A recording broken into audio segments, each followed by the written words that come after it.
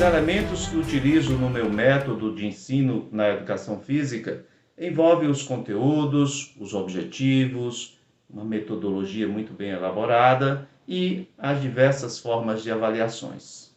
Vale ressaltar que estes elementos, eles compõem um plano de aula que deve ser muito bem elaborado, considerando a realidade local e a necessidade dos nossos alunos. Para isso, precisamos levar em conta também os objetivos da educação física, que é fazer com que o aluno conheça o seu corpo, valorize e adote hábitos saudáveis com vistas na melhoria da qualidade de vida. Vale ressaltar que esses planos que são elaborados para cada aula, eles têm origem numa semana pedagógica, numa jornada pedagógica, onde os professores se reuniram para discutir aquilo que é mais relevante, que deve compor a sua proposta curricular para o ano inteiro.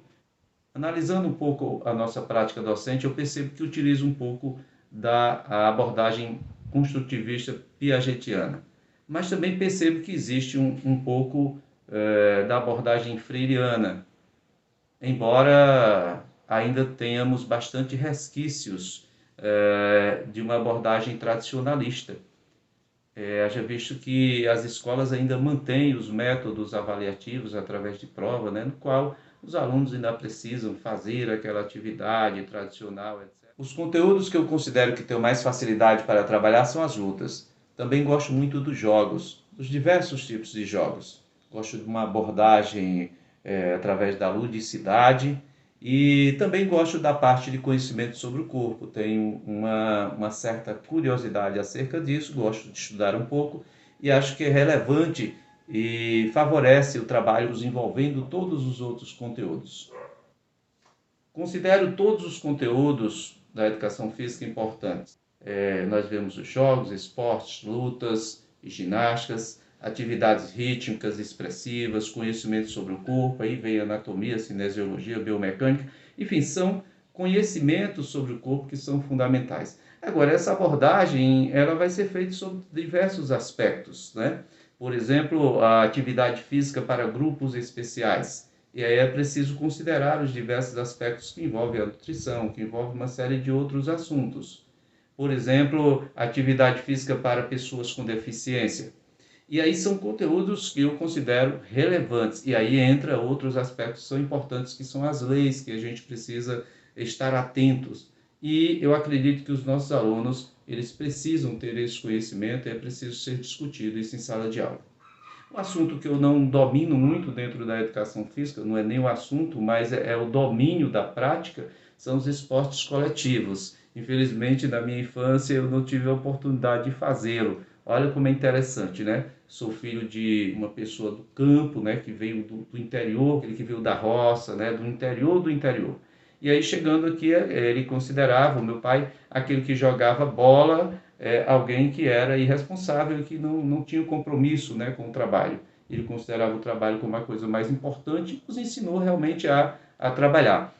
Mas isso nos deixou um prejuízo muito grande, porque nós não tivemos a oportunidade de jogar bola nos campinhos de várzea como os demais garotos faziam. Mas isso não significa que eu não consiga fazê-lo. Eu trabalho em sala de aula fazendo uma abordagem por outros aspectos, né? Por exemplo, que são relevantes, o quanto que é investido, por exemplo, as políticas públicas que existem. Aí entra outros aspectos, que é as tecnologias em torno disso, enfim, regras que são utilizadas, discussões sobre como esses esportes são colocados e como as pessoas veem, como as pessoas recebem esses esportes através da telinha, né? Contudo, quando eu tenho dificuldade na execução dos movimentos, no conhecimento técnico daquela modalidade, eu procuro compensar isso com pesquisas acerca do assunto, justamente para que possa levar para os meus alunos da melhor forma possível.